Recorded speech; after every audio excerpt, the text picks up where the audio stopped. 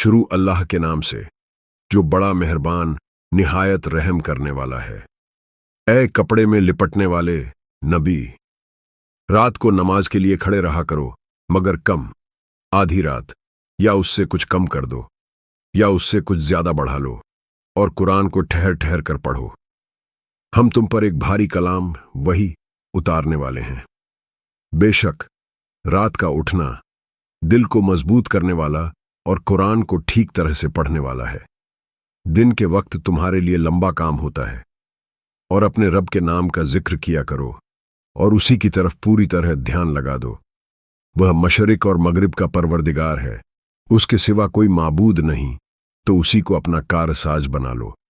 और उन लोगों की बातों पर सब्र करो और उनसे शाइस्तगी के साथ किनारा कर लो, और मुझे छोड़ दो उनको जो झुठलाने वाले हैं, ऐश व आराम में हैं, और उन्हें थोड़ी मोहलत दो। बेशक हमारे पास बेड़ियां हैं और जलती हुई आग और गले में फंसने वाला खाना और दर्दनाक सज्जा, जिस दिन जमीन और पहाड़ हिल उठेंगे और पहाड़ रेत के टीलों की तरह बिखर जाएंगे। हमने तुम्हारे पास एक रसूल भेजा है, जैसे हमने फिरौन की तरफ एक रसूल भेजा था। लेकिन फिरौन ने रसूल की नाफरमानी की, तो हमने उसे सख्त पकड़ में पकड़ा। फिर अगर काफिरों ने इनकार किया, तो उस दिन से कैसे बचोगे जो बच्चों को बूढ़ा कर देगा। आसमान उस दिन के डर से फट जाएगा और अल्लाह का वादा पूरा होकर रहेगा। बेशक यह नसीहत है, तो जो चाहे अपने रब की तरफ राह इख्तियार करे।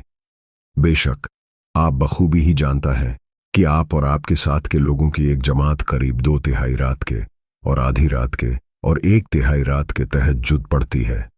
अल्लाह रात और दिन का अंदाजा रखता है। वह जानता है कि तुम लोग इसका पूरा एहतमाम नहीं कर सकते, तो उसने तुम पर रहमत की। अब जितना कुरान आसानी से पढ़ सको पढ़ लिया करो। वह जानता है कि तुम में से कुछ बीमार होंगे, कुछ रोजी की तलाश में जमीन में सफर करेंगे और कुछ अल्लाह की राह में जिहाद करेंगे। तो जितना आसानी से हो सके कुरान पढ़ लिया करो, नमाज कायम करो, ज़कात दो और अल्लाह को अच्छा कर्ज दो। और जो भलाई तुम अपने लिए आगे भेजोगे, उसे अल्लाह के पास बेहतर और बड़ा सवाब पाओगे।